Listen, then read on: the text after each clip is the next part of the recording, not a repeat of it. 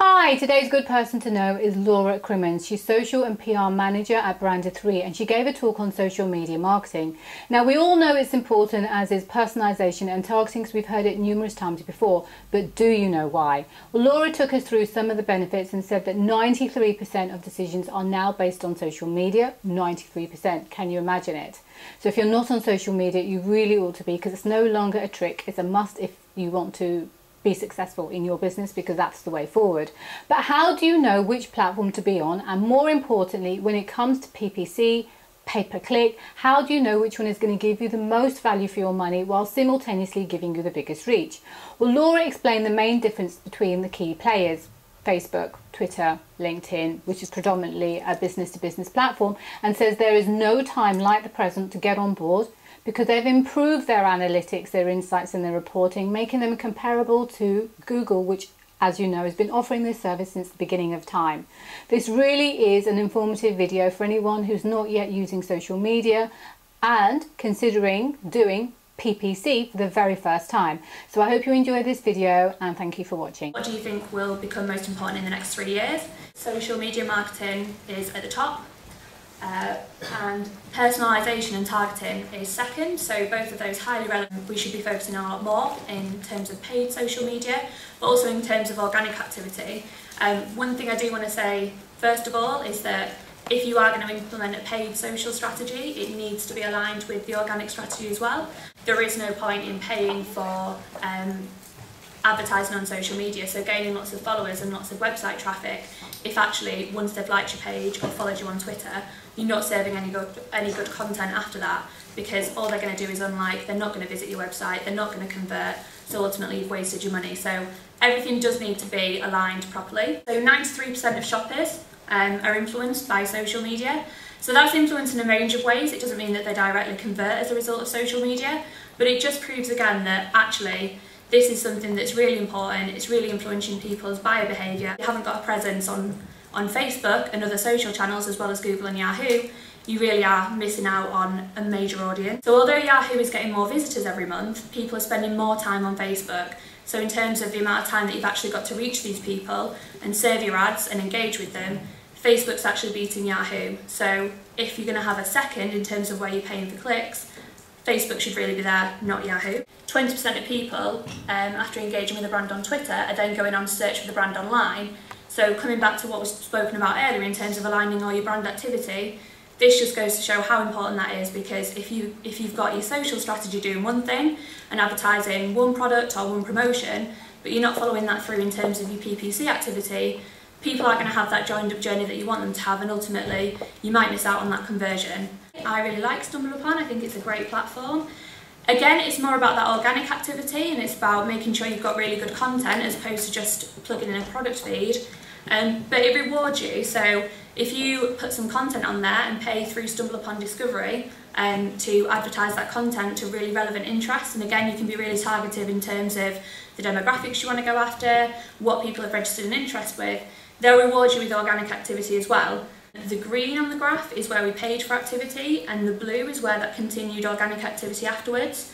So even for months after we stopped paying for activity and paying for clicks on StumbleUpon, we still were rewarded with that organic traffic coming through to the site, which still had a chance of converting. We only paid for 251 visits, and we were rewarded with 2,650. So again, it just shows that if you put a bit of budget in there and invest in good content and really communicate between the teams, you've got a chance of getting some real good traffic through there, and it's a really cheap source again. The great benefit of Twitter is that you only pay for the action that you want. So what I mean by this is when you set up a Twitter ad campaign, you are presented with different objective-based campaigns for what you want to achieve. So the options you can see on the screen, so followers, website clicks, all different options on there depending on what you're wanting to do with your campaign. But the great thing about it is, say if you're advertising a follower campaign and someone clicks through to a link that you've tweeted, you won't be charged for that. So the promoted tweet that you've done, if someone clicks on it, you're not going to get charged. But equally, if you're paying for conversions and you want data capture and someone follows you, you're not going to be charged for that either. So it means that if you set up your objectives right, you're not going to waste money on activity that you didn't want. All you're going to do is pay for the activity that you did want. So if you're really focused on lead generation or traffic, you can make sure that that's all you're ever going to pay for on Twitter, which Obviously you're not going to get with a lot of platforms where you're going to get charged no matter what they do. So with Facebook, for example, you're going to get charged no matter where they click. On Twitter, that's not going to happen. Facebook, everyone's using it in terms of advertising. So this is taken from their report on advertising revenue. As you can see, the graph is just going up and up. Facebook credited it was over 60% growth in advertising over the last year, and they credited that with the creative options that it gives you that other paid options don't. So he said that they're seeing with their advertisers, more and more people are treating it creatively like they do with a TV advertising campaign, as opposed to maybe a Google search campaign, in that you've got so many options, and as was mentioned earlier, you know, when you do the really great content on there, you're rewarded in terms of engagement rather than just doing a straight product advert. So hopefully by now I've convinced you all, if you weren't already convinced, that you should be doing social advertising. But now I'm just going to take a look into which platform and which are the benefits of different ones. This is looking at penetration on smartphones, so looking at which apps are more prevalent among millennials. What's interesting on this is that Instagram is beating out the likes of Twitter, that's been around a lot longer. You can see that Snapchat's really rising up there as well. And these channels are the ones that are starting to launch their own advertising as well. In terms of benefits of Facebook, unpublished posts are a great asset that Facebook's got. So for anyone that doesn't know what unpublished posts are, they're sometimes referred to as Facebook dark posts. And what it means is that you can publish a post that can only be seen by the people that you're advertising to. So the people that have already liked your page, they won't see that post at all, and it will only go to the group that you've targeted within your advertising. So it can be great for if you want to do a really specialised promotion and you only want new customers to see it, or you only want people under the age of 20 to see it, or whatever you might think in terms of your demographics. You can be really targeted, so ensure that any promotions you are running are really relevant and you're getting the audience that you want. Another benefit that's been touched on earlier is the custom and lookalike audiences, so really being able to reach the customers that you've already got, but also find people like your customers. The flip side of this, that's also another benefit, is again, if you want to do promotions that are only targeted towards new customers, you can also exclude these audiences. So when you're running your different advertising campaigns through Facebook, you can set them up so that you include them in some adverts but exclude them from others. In terms of Twitter, they've also got their custom audiences that they call tailored audiences. So again, allows you to be really targeted with who you want to reach.